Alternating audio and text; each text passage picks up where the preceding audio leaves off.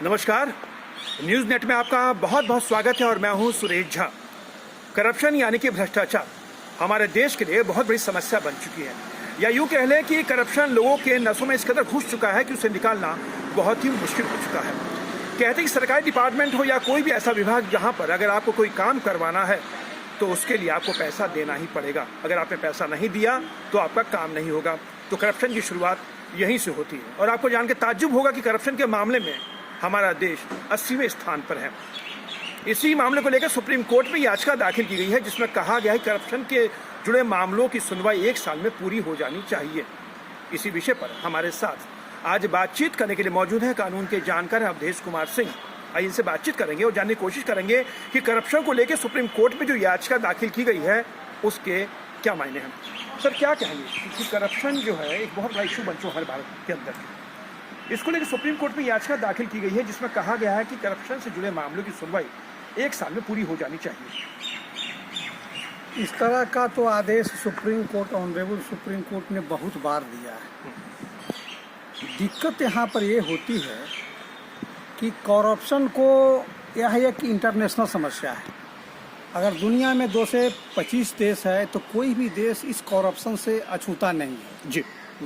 225 जो देश है उसको चलाने के लिए नेता भी हैं और उसको चलाने के लिए प्रशासक भी है। और ये जो करप्शन होता है सो नेता और प्रशासक के बीच के थ्रू निकलता है। तो इसमें न्यायपालिका चाहते हुए बहुत हद तक उसको नहीं सुधार पाता है, इसलिए कि न्यायपालिका के सामने पहुंचने में भी बहुत देर हो जाती है। जी। भारत अगर 135 करोड़ इसकी जनसंख्या है तो आप इस चीज़ को मानिए कि कितने हजार पर एक पुलिस की व्यवस्था आपने किया है। आप इस चीज़ को मानिए कि कितने पुलिस जो है इस अनुसंधान को देख रहा है। अब वह कितना दिन में चार्जशीट दे रहा है। चार्जशीट 2-2 बरस 3-3 बरस में नहीं हो रहा है। ये तो वर्तमान में है कि कन्हैया कुमार का 2016 का केस था और उसका 2020 में चार्जशीट दाखिल हुआ। 5 साल में 4 साल में चार्जशीट दाखिल होता है। चार्जशीट दाखिल होगा उसके बाद न्यायपालिका के क्षेत्र में आता है, न्यायपालिका के क्षेत्र में आता ही नहीं है। और एक करप्शन जो भारत का जहाँ तक सवाल है, जब तक अंग्रेज था तो करप्शन का तो कोई सवाल नहीं था। वो लूटपाट के लिए आए थे, लूटपाट के जा रहे थे। लेकिन जब 1947 से देश स्वतंत्र हुआ और 1948 में पहला करप्शन का चार्ज जो लगभग 60 करोड़ का था, उस समय का 60 करोड़ समझ लीजिए कितनी बड़ी है जी।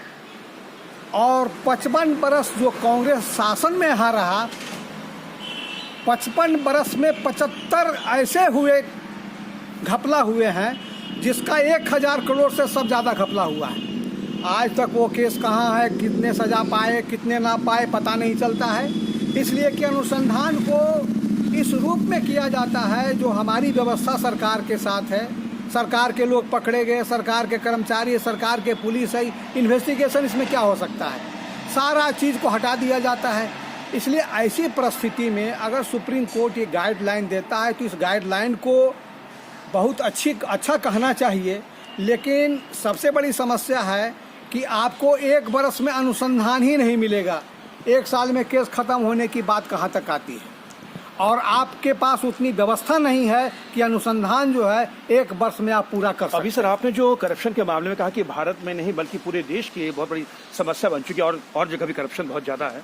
हम भारत की बात ना करें, लेकिन भारत में जिस तरीके से करप्शन को लेके जो मामला बड़ा पेंडिंग पड़ा रहता है, मामला जैसे आपने कहा कि कोर्ट में आ ही नहीं पाता मामला, चार्जशीट ही दाखिल नहीं हो पाती है।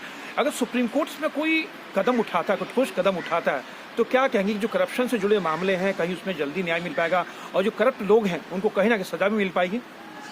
देखिए, इसमें कहने की जो 3 गो धड़ा है, न्यायपालिका है, कार्यपालिका है इत्यादि जो हैं, हमारे संसद हैं, हमारे उच्च न्यायालय है, इन सब लोगों की बहुत बड़ी सक्रियता की ज़रूरत है इसमें। दूसरी चीज़ है कि अनुसंधान का जो प्रक्रिया है वह अनुसंधान का प्रक्रिया 1861 का चला आ रहा है, जो अंग्रेजों ने स्थापना किया था। वह 1857 में अंग्रेज के हाथ में देश गुलाम हुआ। 1871 में पुलिस मैनुअल की स्थापना अंग्रेजों ने इस कदर की कि एक ही दरोगा है वो FIR लिखेगा, दरोगा है वही अनुसंधान करेगा, और दरोगा है वही चार्जशीट दाखिल करेगा। भाषा हो, ब्रह्मा भी वही, विष्णु भी वही, महेश भी वही, वो अधिकार उसको दे दिया गया है। 1947 के बाद आज तक ले बहुत सारे इस प्रश्न को न्यायालय ने, अधिवक्ताओं ने उठाया, लेकिन आज तक कोई राजनेता इस पर ध्यान नहीं दे रहा है। लेकिन सर बताइए कि जो करप्शन को लेकर सुप्रीम कोर्ट में जो याचिका डाली गई है, तो कहीं सरकार की भी एक बड़ी जिम्मेदारी बन जाती है करप्शन को लेकर कहीं ना कहीं एक ठोस कदम उठाएं।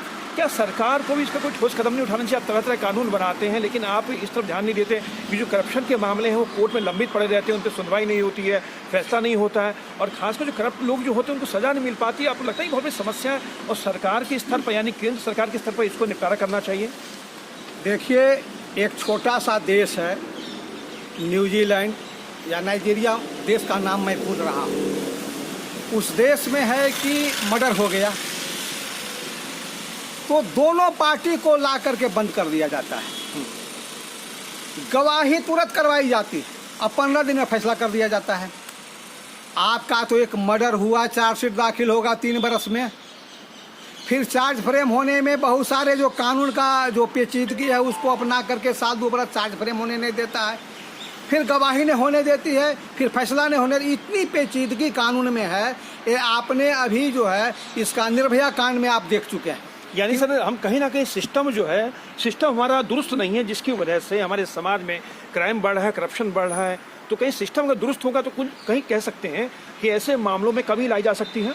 एकदम सिस्टम में बहुत बड़ी खामियां है, और इस खामियां को दूर करने में मैं कहता हूं कि संसद और उच्चतम न्यायालय दोनों का बहुत बड़ा अगर योगदान होगा और बहुत बड़ी भूमिका होगी तभी संभव है। आज की जो व्यवस्था है, इस व्यवस्था में साल भर अगर सुप्रीम कोर्ट कहते भी हैं, मैं उनका आदर करता हूं, लेकिन यह संभव नहीं। लेकिन सर हमने देखा कि 2017 में करप्शन के मामले में हमारा देश, भारत जो था 79वें पायदान पे था, लेकिन 2020 में करप्शन के मामले में हमारा देश जो है 80वें स्थान पे पहुंच चुका है। तो क्या कहेंगे कि करप्शन के मामले में भारत की ये दर जो बढ़ती जा रही है, तो कहने की चिंता का विषय है? देखिए, इसमें ऐसा है कि करप्शन को कहा जाता है सीढ़ी जो होती है ना, कुछ लोग कहते हैं ऊपर से गंदगी नीचे की ओर ले आइए, और कुछ लोग कहते हैं नीचे से साफ करते करते ऊपर चले जाइए।